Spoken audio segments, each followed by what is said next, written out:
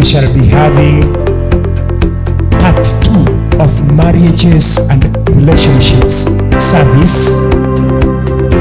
We shall be dedicating our marriages and relationships to the Lord. I want to invite you to come on Sunday 2nd of April. We shall all gather here at 8 a.m. to dedicate our marriages and relationships to the Lord.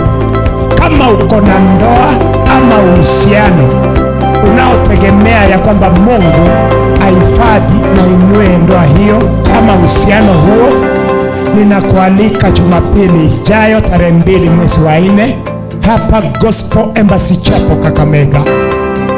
Tutaziweka mbele ya Mungu na ninaamini ya kwamba Mungu wa mbinguni atakumbuka ndoa zetu, atakumbuka mahusiano zetu, atarejesha, ataleta amani na furaha katika hizo ndoa. Katika maisha ya ndoa, mimi nilioa kitambo nilikuwa na miaka 20, that was back in 2007.